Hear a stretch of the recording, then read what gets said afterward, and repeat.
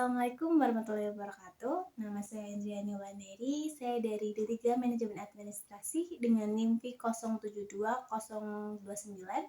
Di sini saya akan memenuhi tugas UAS saya, matkul kepemimpinan dengan membuat podcast kepemimpinan di era teknologi.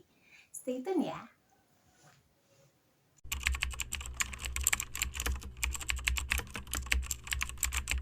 Pemimpin era teknologi. Pemimpin adalah individu yang memimpin, mengarahkan, dan menginspirasi orang-orang di suatu kelompok atau organisasi untuk mencapai tujuan bersama dengan memanfaatkan keterampilan kepemimpinan, kebijaksanaan, dan etika. Kepemimpinan dalam era teknologi menuntut untuk pemimpin memiliki pemahaman mendalam tentang inovasi, adaptabilitas terhadap perubahan cepat, kemampuan memimpin tim dengan menggunakan teknologi untuk mencapai tujuan organisasi tersebut. Para tokoh pemimpin di era teknologi dituntut untuk memiliki skill tertentu, yaitu yang pertama, inovasi dan adaptasi, di mana pemimpin harus mengadaptasi dengan cepat perubahan teknologi dan mendorong organisasi untuk menjaga relevansi, efektivitas dalam menghadapi tantangan kompetitif. Yang kedua, ada komunikasi yang efektif, pengambilan keputusan yang kreatif, motivasi dalam mengontrol perilaku, pengelolaan risiko, keterampilan dalam mengelola perubahan, kolaborasi, dan pengembangan tim.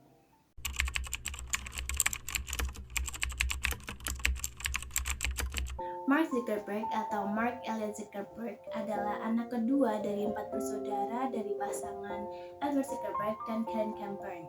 Dia anak kedua dari 4 bersaudara, di mana Mark dibesarkan dari keluarga Yahudi taat akan agamanya.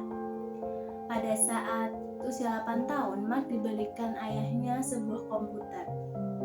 Dari kecil, Mark sering mengotak-atik komputer, mencoba berbagai macam program komputer, dan belajar membuatnya. Saat Mark berkuliah di Harvard bersama Ari Hassett, mereka membuat program yang bernama FastMath. Awalnya FastMath ini dibuat untuk bersenang-senang saja. Cara kerja FastMath yaitu menyandingkan dua foto dari beda gender dan menilai atau merating siapa yang paling menarik. Tapi pada suatu minggu, Harvard menutup akses FastMath karena banyaknya protes dari mahasiswa karena pengambilan foto yang tanpa izin. Mark pun meminta maaf, tetapi Mark malah menyalin foto dari teman-temannya dan masukkannya ke website FastMath. Dalam waktu 4 jam, tercatat 450 orang yang sudah mengunjungi websitenya. Tapi pihak Harvard menutup akses internet dan Mark diberikan hukuman dan kembali meminta maaf. Tapi Mark malah tambah bersemangat untuk mengembangkan website ini dengan nama baru yaitu Facebook. Penyempurnaan nama FastMath menjadi nama Facebook yaitu pada Februari 2004 dengan fitur yang memudahkan untuk berkomunikasi dengan sanak saudara, keluarga, atau rekan kerja. Dan akhirnya Mark pun di drop out dari pihak kampus dan Mark berkonsentrasi dengan pengembangan Facebook ini.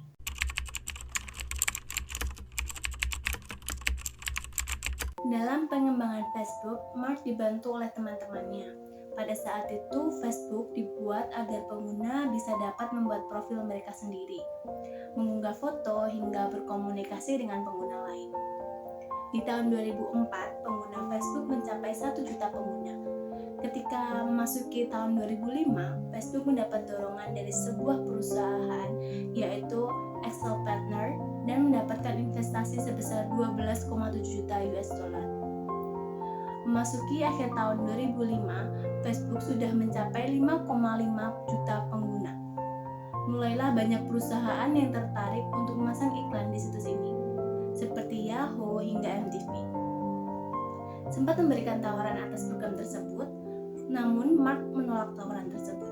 Sampai saat ini pengguna Facebook terus bertambah dan sekarang telah mencapai 2,38 miliar dari seluruh negeri di dunia. Indonesia menjadi salah satu negara pengguna terbanyak. Untuk kekayaan Mark sendiri mencapai 67 miliar US dollar dan menjadikannya dalam jajaran orang terkaya di dunia.